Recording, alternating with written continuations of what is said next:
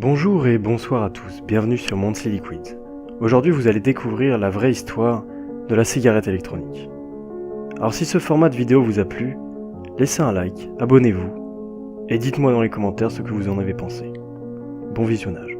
À première vue, on pourrait croire que l'histoire de la cigarette électronique est très courte, car c'est seulement hier, en 2013, que le grand public a fait sa découverte et que les médias ont commencé à en parler régulièrement jusqu'à devenir un sujet de société au centre de nombreux débats.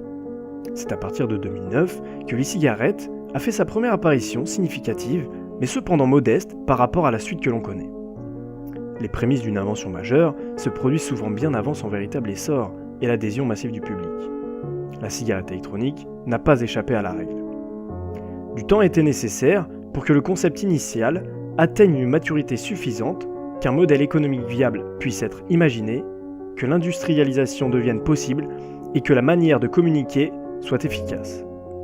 Il s'est ainsi écoulé plus de 50 ans entre l'émergence du premier concept et la cigarette électronique telle qu'on la connaît aujourd'hui. C'est en 1963 que le Big Bang de l'e-cigarette se produit, sous l'impulsion de l'américain Herbert Gilbert, qui est à l'origine du premier concept de cigarette électronique. Son brevet, déposé en 1965, présente un schéma d'e-cigarette remplaçant le tabac et le papier par de l'air chauffé et aromatisé, qui possède déjà un air de famille manifeste avec la cigarette électronique actuelle. Dans une interview publiée le 2 octobre 2014 sur le Ashtray Blog, Herbert défend fermement son invention et revendique la paternité de la cigarette électronique moderne.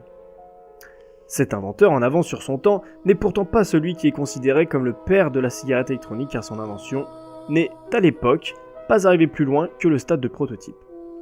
Ces tentatives d'industrialisation, en partenariat avec des fabricants de cigarettes, des sociétés des secteurs pharmaceutiques et de la chimie, n'ont jamais abouti à la commercialisation d'un produit.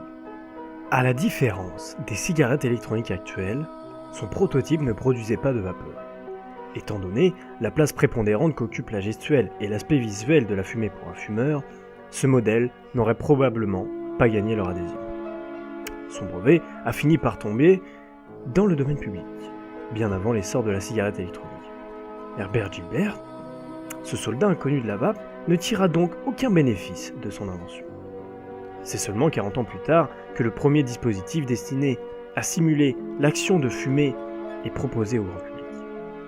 C'est un pharmacien chinois et un gros fumeur de cigarettes dénommé Onlik qui est l'inventeur. Onlik prétend que c'est un de ses rêves qui est à l'origine de son invention. Une nuit où une sévère quinte de toux le maintient éveillé, et lorsque finalement il trouve le sommeil, il rêve qu'il se noie dans une mer profonde et que sa dernière heure est arrivée. C'est alors que soudainement la mer se transforme en vapeur et il se voit flotter au milieu de brumes baignées de lumière et de couleurs psychédéliques. Selon lui, c'est au lendemain de ce rêve agité qu'a germé l'idée de la cigarette électronique. Cependant, le dispositif décrit diffère de celui que nous connaissons aujourd'hui de par le principe de vaporisation sur lequel il repose. En effet, celui-ci exploite les ultrasons émis par un actuateur piézoélectrique pour vaporiser un liquide composé de propylène-glycol et de nicotine. Pour la première fois, et contrairement au dispositif de Herbert, celui de Onlik permet non seulement de délivrer efficacement de la nicotine dans les poumons, mais aussi de produire une vapeur simulant la fumée d'une vraie cigarette. En 2004, Onlik s'associe à la société chinoise Golden Dragon Holdings pour commercialiser sa cigarette électronique. La société change ensuite de nom pour, dans un premier temps, devenir Huyan, qui signifie comme une cigarette en mandarin. Puis, Dragonite International Limited en 2010. Suite au premier dispositif de Onlik, appelé cigarette électronique de première génération, la technologie a continué d'évoluer et de nombreux autres brevets ont été déposés. Notamment, le véritable premier dispositif à exploiter la technologie de vaporisation par résistance chauffante, encore utilisée actuellement, a été inventé par un médecin chinois, Dr David Hyung-Hyang Siu, qui dépose en 2009 un brevet décrivant un Electronic Nicotine Delivery System, entre parenthèses ENDS, une cigarette électronique dite de deuxième génération.